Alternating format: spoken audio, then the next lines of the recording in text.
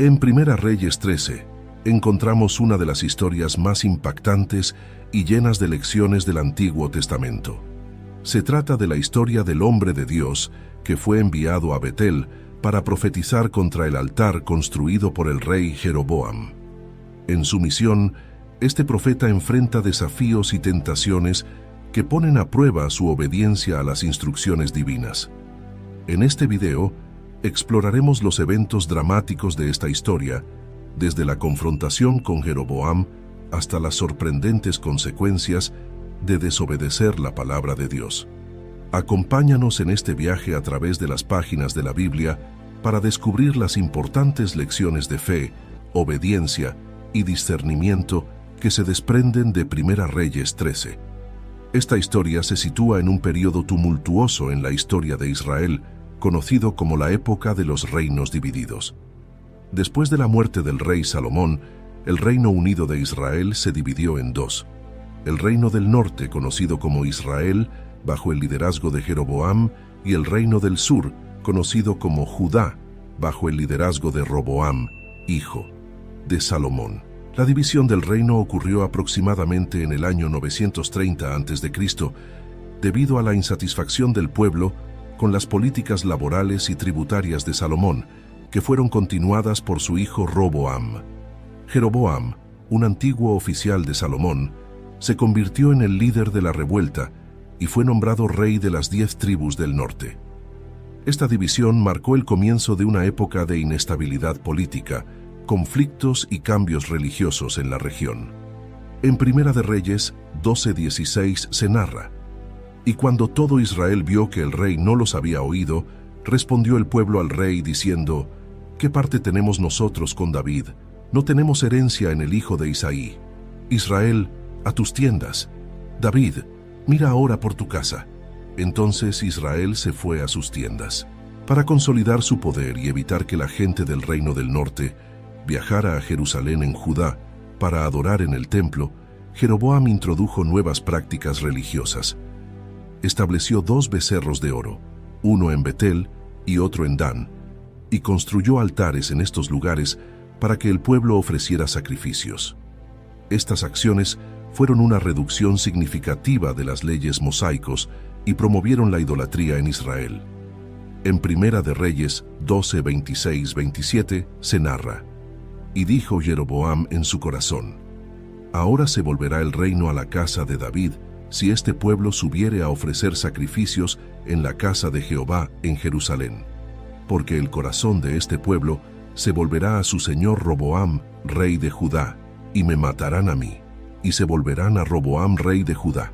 Las reformas de Jeroboam llevaron a una rápida propagación de la idolatría y el sincretismo religioso.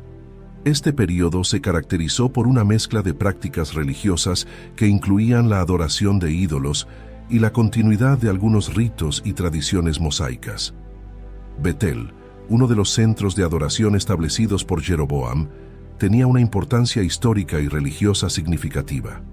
Originalmente, Betel era un lugar de revelación divina, como se relata en Génesis, donde Jacob tuvo su visión de la escalera al cielo. Sin embargo, bajo Jeroboam, Betel se convirtió en un lugar de idolatría y corrupción religiosa, distorsionando su significado sagrado original. En Génesis 28:18-19 se narra: «Y levantándose de mañana, tomó la piedra que había puesto de cabecera, y la alzó por señal, y derramó aceite encima de ella. Y llamó el nombre de aquel lugar Betel, aunque Luz era el nombre de la ciudad primero». La época también fue marcada por la presencia de profetas que eran intermediarios entre Dios y el pueblo. Los profetas tenían la responsabilidad de comunicar la voluntad de Dios, anunciar sobre el pecado y llamar al arrepentimiento. En Segunda de Crónicas 24:19 se narra: «Y Jehová envió profetas a ellos para que los volviesen a Jehová, los cuales les amonestaron, mas ellos no escucharon. El hombre de Dios de Judá, cuya identidad no se menciona específicamente en la Biblia, fue elegido por Dios para una misión crucial. A diferencia de otros profetas, su llamado fue muy específico y puntual. Dios le ordenó viajar a Betel, el epicentro de la idolatría establecida por Jeroboam, y profetizar contra el altar. Dios le dio al hombre de Dios instrucciones claras y específicas. Debía proclamar un mensaje de juicio contra el altar. El hombre de Dios obedeció el llamado divino con valentía y determinación. Este acto de obediencia demuestra su fidelidad y disposición para cumplir con la misión que Dios le había encomendado, a pesar de los riesgos que implicaba confrontar a un rey poderoso, ya su sistema de adoración idólatra. La preparación del hombre de Dios incluyó no solo el viaje físico a Betel, sino también una preparación espiritual, confiando plenamente en el respaldo y la protección de Dios.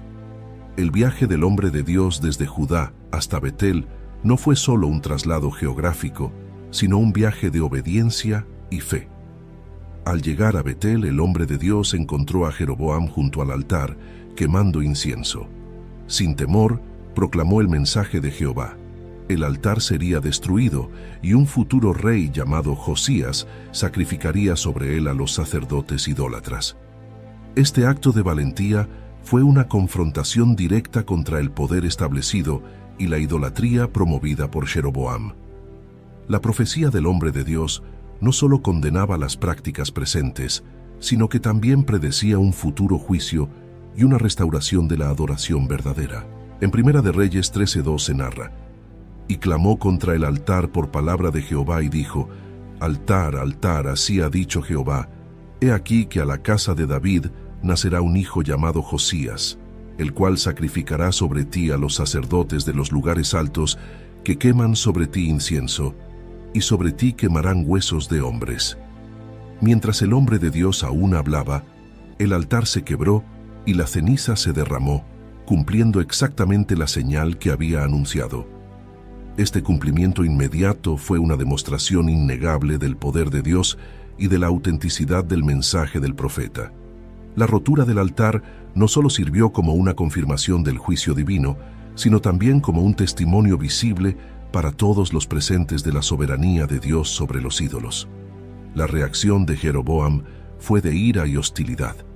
Ordenó que apresaran al hombre de Dios, pero en el mismo instante su mano se secó y quedó paralizada. Este castigo inmediato y visible fue una clara manifestación del poder divino y una advertencia a Jeroboam sobre las consecuencias de desafiar la autoridad de Dios. Incapaz de mover su mano, Jeroboam pidió al hombre de Dios que intercediera por él para que su mano fuera restaurada. El hombre de Dios, mostrando compasión y obediencia a Dios, oró por Jeroboam. En respuesta a su oración, la mano del rey fue restaurada. Este milagro adicional subrayó la misericordia de Dios y la autenticidad del profeta. A pesar de su ira inicial, Jeroboam fue sano, lo que sirvió como una oportunidad para reflexionar sobre su conducta y las acciones que lo habían llevado a ese punto.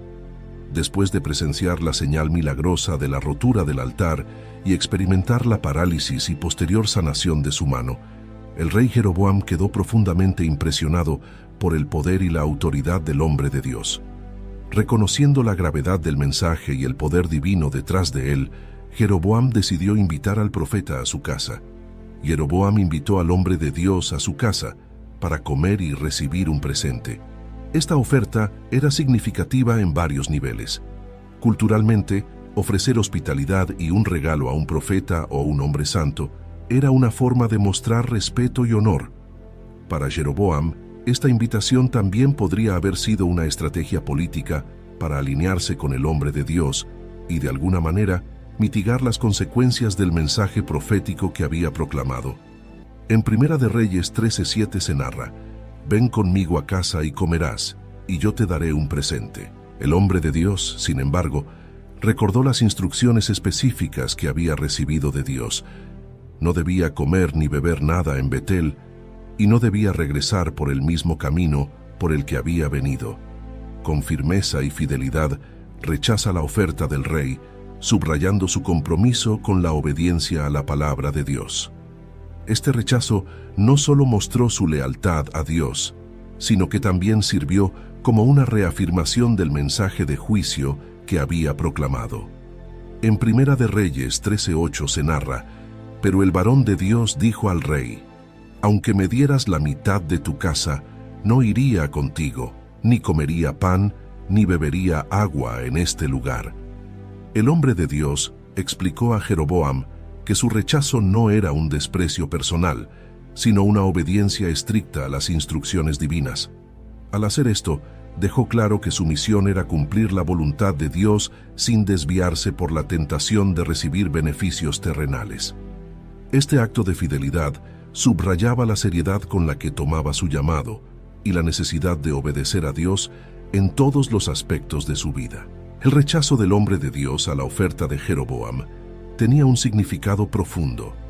No solo reafirmaba su obediencia a Dios, sino que también servía como una lección para Jeroboam y todos los presentes sobre la importancia de seguir la voluntad divina sin compromisos.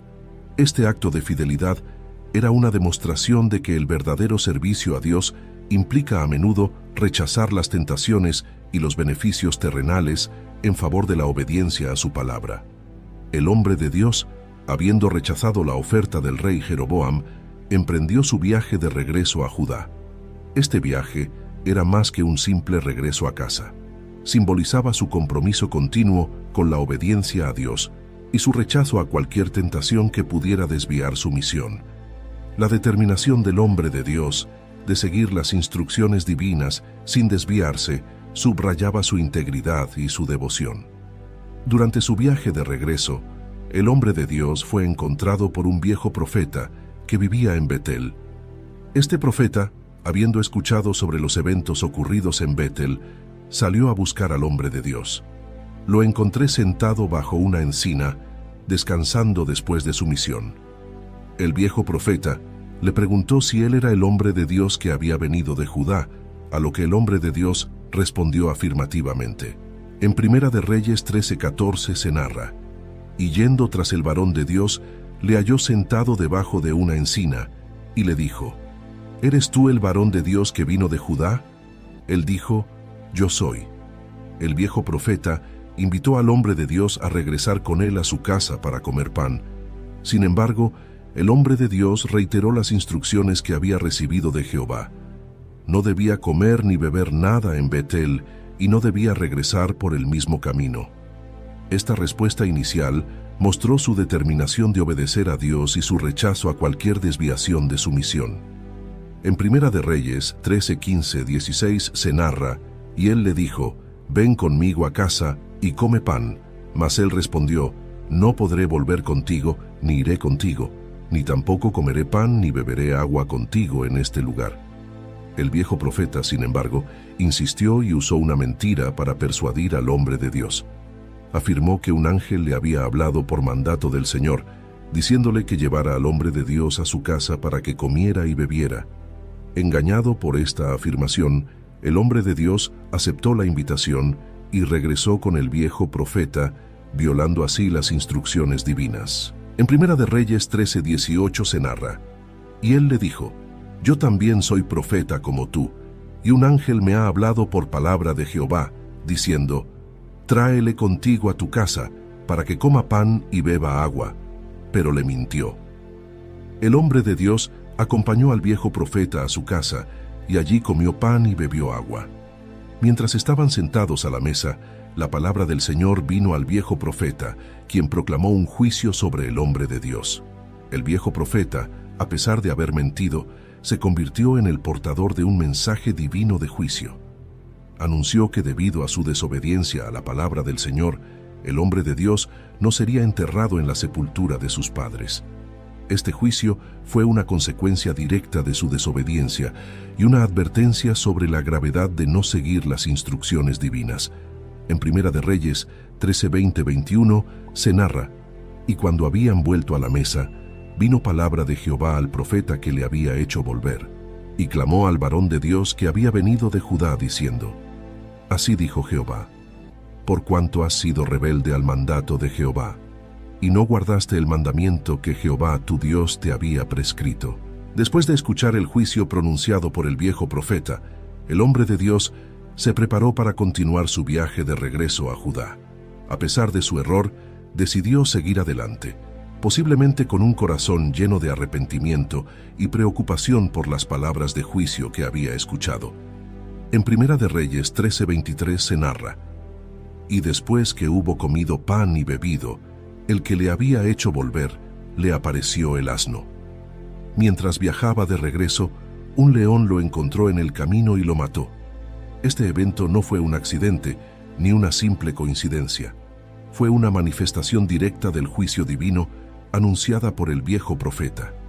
El ataque del león fue una señal clara de que la desobediencia al mandato de Jehová, incluso cuando es inducida por el engaño, tiene consecuencias severas y directas.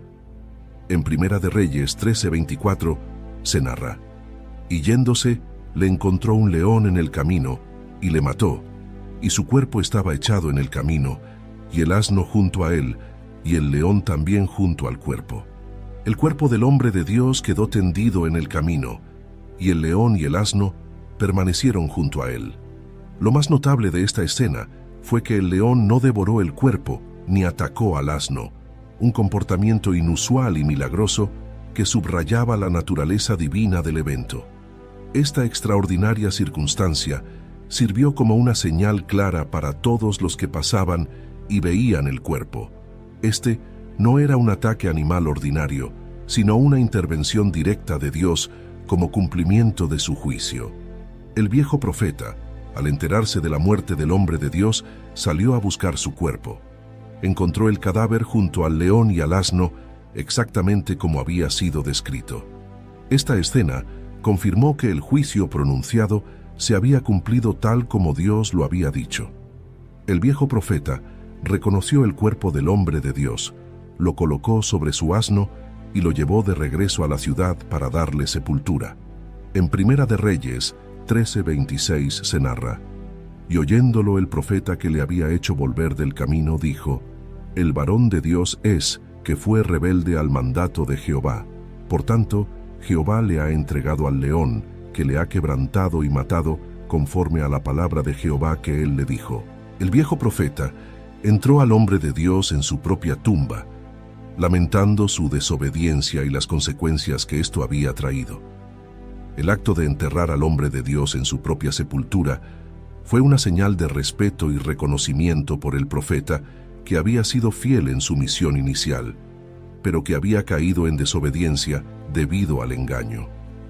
El viejo profeta también instruyó a sus hijos que cuando él muriera, lo enterró en la misma tumba que al hombre de Dios. El entierro del hombre de Dios y las acciones del viejo profeta nos llevan a reflexionar sobre la importancia de la obediencia a Dios y las consecuencias de la desobediencia. La historia subraya que, incluso cuando somos engañados, la desobediencia a las instrucciones divinas tiene consecuencias graves. El respeto y el honor mostrados por el viejo profeta en la sepultura del hombre de Dios reflejan un reconocimiento de la santidad de la misión y una aceptación del juicio divino. El entierro del hombre de Dios en la tumba del viejo profeta y las instrucciones posteriores del profeta reflejan una mezcla de arrepentimiento y reconocimiento del valor de la misión del hombre de Dios. Esta narrativa nos recuerda la seriedad de seguir las instrucciones divinas con precisión y la importancia de discernir la verdad en medio del engaño. La historia nos desafía a vivir con integridad, a ser fieles a la palabra de Dios, ya comprender que nuestras acciones tienen repercusiones, tanto en esta vida como en la eternidad.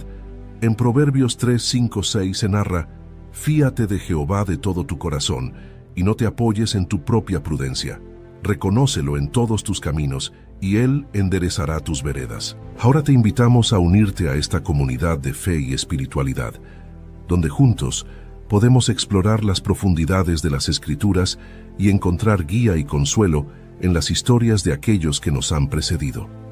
Suscríbete a este canal para continuar descubriendo los misterios de la fe y compartir con nosotros tus reflexiones y experiencias.